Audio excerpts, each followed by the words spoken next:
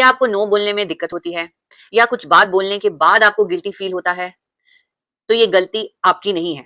आइए जानते हैं टैरो के कार्ड से कि आपको नो बोलने में क्यों गिल्ट फील होती है या बाद में कोई बात बोलने के आपको ऐसा गिल्टी फील क्यों होता है। हम आपके पुराने पैटर्न्स, क्या है वो पुराने पैटर्न्स जो आपको नो बोलने में दिक्कत होती है।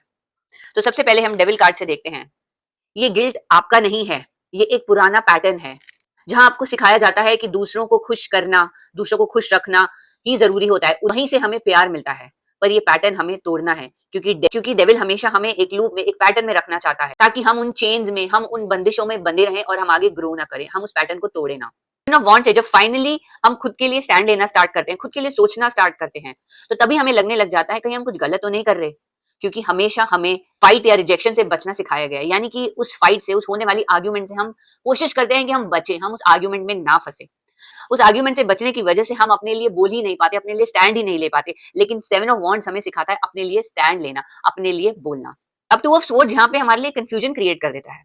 हम कंफ्यूज हो जाते हैं, हाँ बोले या ना बोले, क्योंकि दिल तो ट्रेन हुआ है हर किसी को यस करने के लिए, लेकिन जब हम नो बोलने लगते हैं तो हमें लगता है कहीं हम किसी मुश्किल में ना फंस जाएं, हम हाँ बोले या ना बोले, कंफ्यूजन में रहते हैं।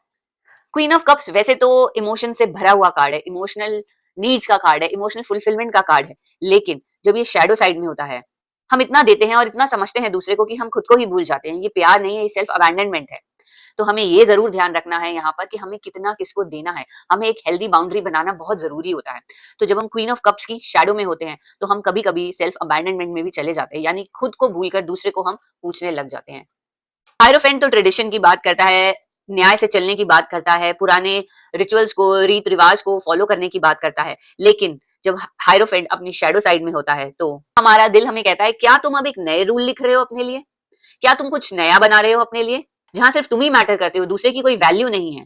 नहीं। लेकिन यहाँ पे हमें सबसे पहले एक चीज ध्यान रखनी है कि हमें अपने आप के बारे में भी सोचना है। हमारा नो किसी को बोलना यहाँ पे मतलब है खुद के साथ हम कितने लॉयल हैं, खुद की सोल के साथ हम कितने कनेक्टेड हैं। तो इसीलिए हमें यहाँ पे नो बोलना बहुत जरूरी होता है। गिल्ट आएगा, लेकिन वो हीलिंग का साइन है। हम हील हो रहे हैं, हम अपने आप को अहमियत दे रहे हैं, हम खुद को प्यार कर रहे हैं, तो हमें नो बोलना इसलिए भी बहुत जरूरी होता है।